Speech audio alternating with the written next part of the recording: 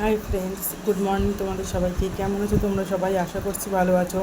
এখন তো আর গরমটা সেই আগের মতো নেই, একটু কমেছে সামান্য। আগের দিনের টিপটিপানি বৃষ্টিতে তো পরে 2-3 দিন ধরে অল্প অল্প করে বৃষ্টি হয়েইছে, তো তার জন্য গরমটা একটু কমেছে। আর তার জন্য আমি একটু স্বস্তিতে আছি, আর আমার মনে হয় তোমরাও স্বস্তিতে আছো, ভালো আছো।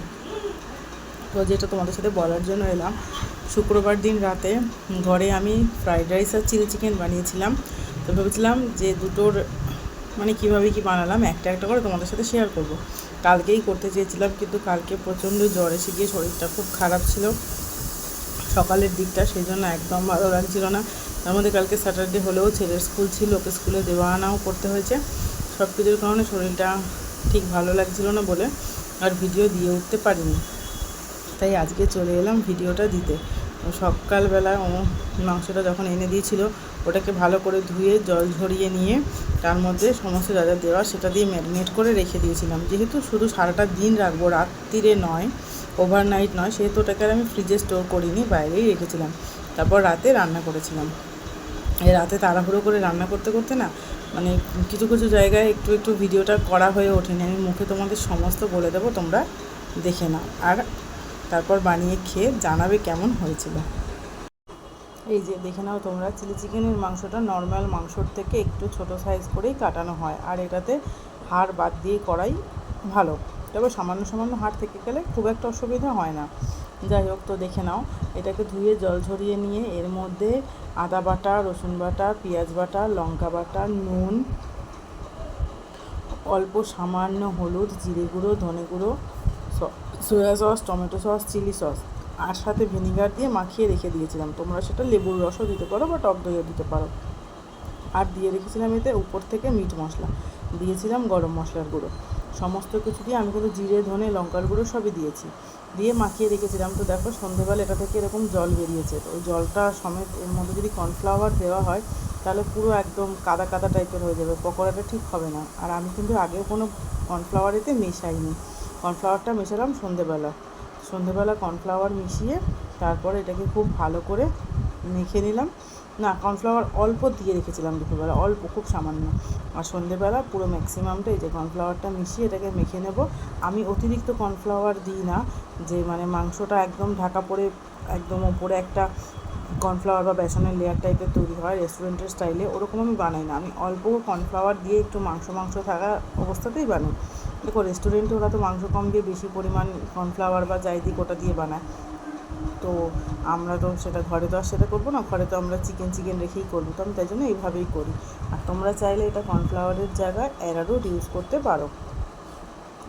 তারপরে এইভাবে মেখে নিয়ে 5 মিনিট মতো রেস্টে রেখে দিলাম। ততক্ষণে কড়াইটা গরম করে তাতে তেলও গরম করে নিলাম।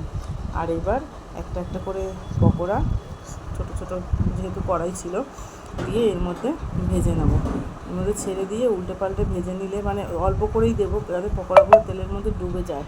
কারণ একবারে দিয়ে দিলে না, পকোড়াগুলো ভেতর থেকে ভালো করে ভাজা হবে না, বাইরে থেকে লাল লাল হয়ে আসবে কিন্তু চিকেনটা ভেতর থেকে সেদ্ধ হবে না, আর তাতে করে খাবার সময় একটা কাঁচা কাঁচা ভাব লাগে।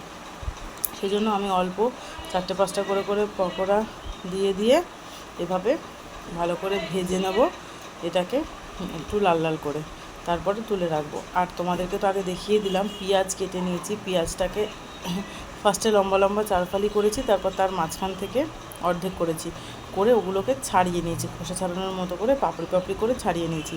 আর ক্যাপসিকামটাও খুব ছোট করে কেটে নিয়েছি। আমি লঙ্কা দিইনি, যেহেতু লঙ্কার গুঁড়ো মাখিয়েছিলাম, আর গোলমরিচের গুঁড়ো দিয়ে দেবো গ্রেভিতে, সেহেতু আর কাঁচা লঙ্কা দিইনি। তোমরা চাইলে কাঁচা লঙ্কা কুচিয়ে দিতে পারো, আর তোমরা চাইলে আদা রসুন এগুলো কুচি কুচি করে কেটে এর মধ্যে দিতে পারো, কিন্তু আমি সেটা দিইনি। আমি আদা আর রসুনের পেস্ট দিয়ে দিয়েছিলাম। এই যে দেখছো, এইটার মধ্যে যে জলটা আমি এক্সট্রা বার করে রেখেছিলাম, সেই জলটার মধ্যে এই যে দেখো পেঁয়াজ আর ক্যাপসিকামটা এইভাবে কেটে নিয়েছি, এগুলোকে এখন ভেজে নেবো। এর মধ্যে রসুনটা দিয়েছিলাম আমি থেতো করে, কিন্তু আমি আদা দিইনি কাঁচা অবস্থায়, মানে এরকম কুচানো অবস্থায়, আদা আমি বাটাই দিয়েছিলাম। রসুনটা না মুখে বাঁধলে তাও খাওয়া যায়, কিন্তু আদা মুখে বাঁধলে ভীষণ বিশ্রী লাগে টেস্টটা, ওই জন্য আমি দিই না। আমি যে কোনো কিছুতে আদাটা বেটেই দিই। তো যেটা বলছিলাম, এই যে জলটার মধ্যে আমি soya sauce, tomato sauce, chilli sauce আর সামান্য কর্নফ্লাওয়ার দিয়ে গ্রেভিটা করে নিয়েছিলাম। আর এর মধ্যে দিয়ে দিয়েছিলাম নুন, সামান্য পরিমাণ চিনি, গোলমরিচের গুঁড়ো দিয়ে, আর এই যে যেটার মধ্যে মানে পকোড়াটা বানানোর জন্য মাংসটা মাখিয়েছিলাম, ওটার মধ্যেও এরকম খানিকটা কর্নফ্লাওয়ারের এটা ছিল, সেইটা জল দিয়ে ধুয়ে এর মধ্যে দিয়ে দিলাম। ওটা অ্যাকচুয়ালি গ্রেভি আর কি বানাবার জন্য। তো দিয়ে এবার এইটা দিয়ে সুন্দর করে গ্রেভিটা হয়ে যাবে। যখন গ্রেভিটা হয়ে যাবে, নুন দিতে হবে সামান্য পরিমাণ স্বাদ মতন। আর যখন গ্রেভিটা ফুটে যাবে তখন তার মধ্যে চিকেনটা দিয়ে দিতে হবে। আর এই যে দেখলে রাইস হচ্ছে, ওটা রেসিপিটা কালকে নিয়ে চলে আসবো, কেমন হলো জানি। তোমাদেরকে তো আগেই বললাম, যেহেতু রাত হয়ে যাচ্ছিলো সেহেতু তাড়াহুড়ো করে রান্না করছিলাম, ভিডিওটা মানে সবটাই করে তোলা হয়নি। তো যেটা হবে সেটা হলো, গ্রেভিটা যখন মানে ফুটে যাবে, আর ক্যাপসিকাম পেঁয়াজ তো নরম জিনিস, অল্পতেই ওগুলো সেদ্ধ হয়ে যাবে। তারপর তার মধ্যে ওই ভেজে রাখা পকোড়াগুলো দিয়ে দিতে হবে, দিয়ে একটু ফুটিয়ে নামিয়ে দিতে হবে। খুব বেশি ফুটিয়ে ঘন করা যাবে না, কারণ যত সময় যাবে ঠান্ডা হবে পকোড়াটা ততই গ্রেভিটাকে টেনে নেবে, তাই জন্য একটু পাতলা পাতলা অবস্থাতেই রাখতে হবে। ঠিক আছে, তো এইভাবেই বানিয়েছিলাম চিলি চিকেন। আর দেখলে রাইসের ভাতটা ফুটছে, ওটা তোমাদের সাথে কালকে আমি শেয়ার করবো আমি কীভাবে কি রাইসটা বানিয়েছিলাম। তো তোমরা চাইলে আজকে চিলি চিকেনটা বানিয়ে খেতেই পারো, আজকে সানডে আছে। আর না চাইলে ওয়েট করে যাও, একেবারে রাইসেরটা দেখিয়ে দিলে একসাথে রাইসের চিলি চিকেন বানিয়ে খেয়ে নিও। আর আমাকে জানাতে ভুলো না কিন্তু কেমন হলো।